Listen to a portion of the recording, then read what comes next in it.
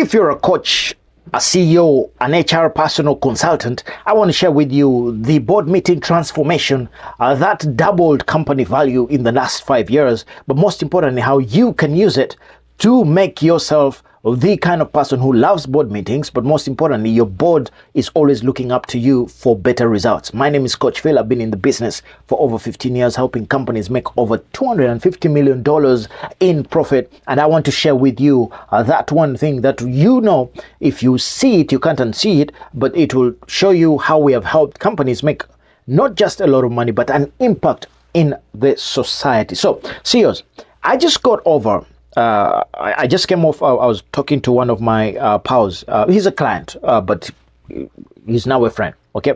Whose affiliate valuation just doubled in the last 18 months, okay? i.e. whatever the country was making has doubled in 18 months. And it all started with one change. And I want to do the same with you. I want to share it with you. You never know. It might just be what you need right now, okay? Now, before I tell you what he did, let me ask you a simple question. How do you feel before board meetings? Do you feel confident, or do you sometimes feel like I've met people before before board meetings, they're like that. It's like they're going into a battle, they're like, I'm going to show these guys, or, does it look like you're about to be interrogated by people who could fire you? How do your board meetings go? Because this will be useful for you, especially if your board meetings are not what they should be. If they're not the kind of board meetings that are strategically handled by you as a CEO to make things better. Now, here is what McKinsey research discovered recently. Board confidence is one of it's not the single, but one of the biggest predictors of CEO tenure and company valuation. The confidence that the board has in a person will determine how long the CEO is going to stay and the company valuation and how the market feels about it. When boards trust your narrative, your confidence and what you're saying out there, usually stock market goes up, valuation goes up, the confidence in the market goes up because of the confidence that people have in you. Now, when they question your story and they are wondering what's going on, that means that you are just 1 quarter away from a pink sheet or from hey, things are not going as great. You guys know that feeling, yes? It's never a good feeling. So let me tell you about 2 CEOs, and this will bring it home for you. I love to tell stories. I've been a trainer for over 10 years, and one of the things I know that does well is storytelling. So 2 trainers, and yes, I always want to compare 2 because one does it great, one doesn't. Same industry, same revenue, same challenges, but completely different board dynamics, okay? One person goes in, let us call this person Robert, okay? All the people that I use are people that I've interacted with over the last 15 years. So Robert is a CEO of a good company, okay? But every board meeting is a battle. In fact, when you go to see him before the board meeting, he doesn't want to see nobody because he's preparing. It's like he's going into battle with these guys, He's the kind of guy where he would present his financials, explain missed targets, promise things are going to get better, he's going to improve, And of course, there were some things that the board was not doing and some other things, but he was always promising things are going to get better, but they never did. Board members were those in that stage where they ask skeptical questions, okay? Oh, so you've had this problem. Okay, but you spoke about this problem last time. What's going on? What solutions do you have? Okay, when the board becomes skeptical, things are getting very, very, very tough for anybody in a CEO position. And lo and behold, without surprise, after 18 months of this pattern of battle and trying to prove, the board started private conversations of how to change the leadership, okay? And I think 19 months thereafter, okay, Robert lost his job, okay, before he could actually look for an opportunity to get out, he lost his job. And that's because he did not have the dynamic of the board that I want to share with you in CEO number 2. Now, let's call this guy Thomas. Okay, Thomas. Same situation, same challenges, but completely different approach. His board meetings were not defensive presentations. No, they were actually both future-based and victory laps. Okay, he was always showing something better, something going on, something that is making things much better, much bigger, much faster. What was the difference? The difference was that when he was questioned about things or how he presented things, Thomas understood something that Robert did not. And please listen to me very, very carefully, because this might be something that could be useful for you. Boards don't just want to hear about performance. No. Investors and boards are actually looking for a lot more than performance. They want to feel confident about the future. That's what they're there for. They want to protect the investors. They want to protect the stakeholders. That's why they want to feel confident about the future. You get it? Now, this is the secret that Tom implemented.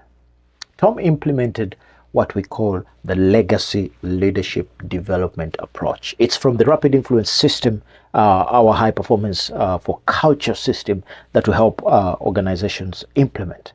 And this is what it is.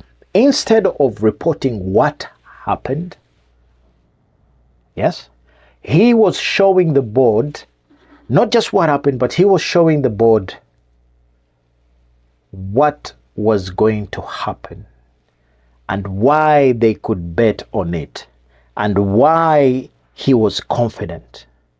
And the reason was that with the Rapid Influence system, which I'm just going to break down for you, if you do implement a high performance culture, you can confidently, that's right, confidently predict that this is going to happen, this is going to happen. Now, I'm just going to do a quick rundown here for you of what the Rapid Influence system is about.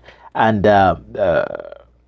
yeah, that should help you. So it has got 7 stages. Stage number 1 is the spark, the pre-launch ignition. What does that mean? This is banning the platform. This is where you send out a provocative, data-driven communication from the leadership to everybody else that creates not just a sense of urgency, but a sense of there's going to be radical change. We can never go back to that stage, okay? And the moment people begin to have that mindset, then you get into step 2, which is a deep dive. This is where there's clarity and alignment. This is where you reestablish a clear vision of exactly what must happen and some non-negotiable outcomes, i.e. success. Then you get into step 3, which is building the vanguard, enlistment we call it. This is where you begin to assemble a team that is dedicated to not just the change, but to be champions of the change that will lead to an insurgence from inside. I love this. Then step number 4 is the forge of the secret. This is our secret sauce. This is the hackathon of dominance. This is what we do separate from anybody else. I don't care who it is, McKinsey, PwC, nobody. Here is where you unleash a torrent of critical business challenges that are compressed in a high energy environment so that people can innovate. This is where you delete, you simplify, and you execute like nobody else. Stage number 5, okay? This is the immersion. This is where people begin to walk the walk, where culture takes off. This is a beautiful stage to see, by the way. This is where we are walking our talk or talking our walk, whatever it is, but you know what I mean, where the entire company has shifted and is beginning to show those results. Stage number 6, nothing happens until a sale happens. So here we go into client experience and sales. This is where we go to a different level. To translate the new culture into tangible market dominance. This is what happens at stage 6. Stage number 7 is the executive crucible. There's no point. The only way you can be a good leader is if you have other leaders below you who are going up to be better than you. But most importantly, this ensures that leadership can go away and have another team of hungry people take over, an army of lieutenants who want to drive the next thing. What does that do? It grows the organization. Why? You have excellence everywhere. So this is what, by the way, this is what Thomas had in mind and implemented. And this is what happened. The old way is that you mentioned the quarterly results of last week, okay? last quarter, this is what happened. The new way is, this is how our last quarter's investments are driving next quarter's dominance. Pardon? Yeah. The old way could be, oh, we are facing challenges in the market. The new way with rapid influence system is we are turning market challenges into competitive advantage. What?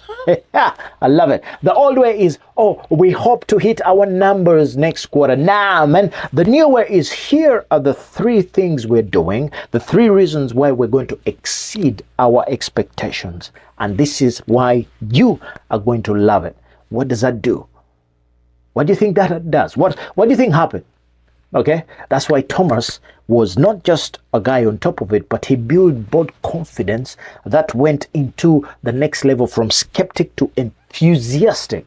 This is where strategic decisions were replaced.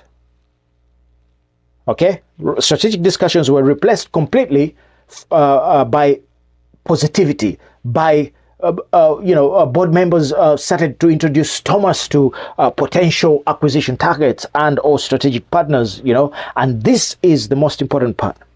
The market began to notice. And the moment the market notices and buys in, bingo. The rest is history, because market share jumped, I think, 20% at the time. Okay. And everyone was wondering what was going on. Okay. And before you know it, 12 months or 14 months later, they had a big investment from another company, because they realized that, oh, these guys are doing something amazing. The market is loving them. Therefore, it is a safe bet. So this is my question to you. How would you like if somebody who's going to invest in you comes and says, it is because of your exceptional board governance and leadership that we're going to put more money in here?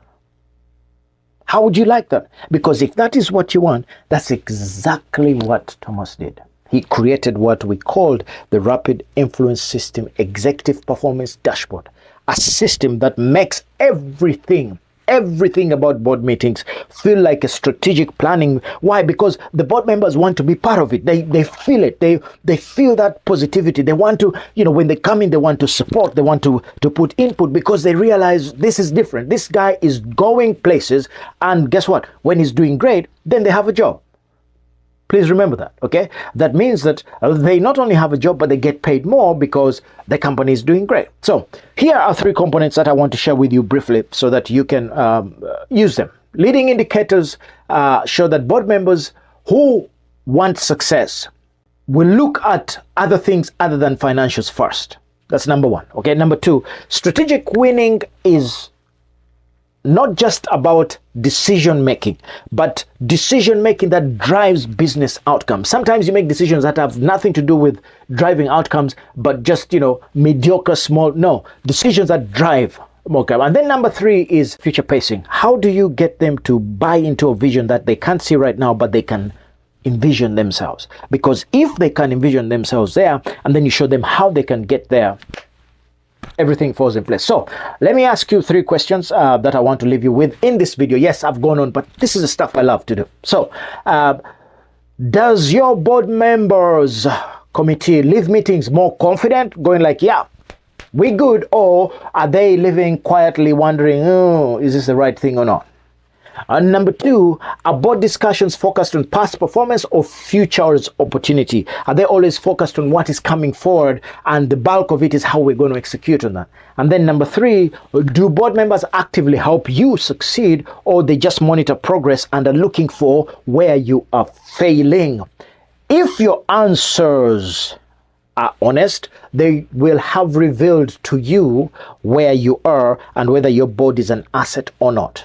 And only you know that. So here's the truth. Your board either amplifies your success and or accelerates your exit. The choice is always yours. All right? The choice is always yours. So let us say that we could look into the future. What if your next board meeting left every member thinking, wow, this lady, this young man, this man is building something special? How would that feel for you? What if your board members were proactively opening doors for you and bringing in deals for you and talking to other people about how excellent you are? What if your board became your biggest competitive advantage. What if, supposing those three were to happen, what would it do for you? Because that's exactly what happened to Michael Bubendorf. He was a CEO of a logistics company, and after implementing the rapid influence system dashboard, not only did he get more market share, but guess what? Where the board had been stalling on a $5 million investment, they gave it to him straight away because they realized this guy is onto something special. So if you are the kind of person who wants that kind of relationship, that kind of spirit, that kind of energy, which makes you better, which makes you avoid stress, which makes you do what you love to do, i.e. lead a company, guess what? We can help. And if you want the help, drop me a line or give me a call, okay? 860-656-4474 is my number, and let's make it happen. If not, just go to Intelligent Performance International, and there will be a form there that you can fill in, get your culture audit, and from there we can talk if we can help you or not. Again, my name is Coach Phil, and I am saying stop surviving board meetings, start dominating, because you deserve it. And until next time, please remember that you and I have the audacity to live life on our terms. And as we do that, let us bring somebody along so that together we can leave this world a better place. Until next time,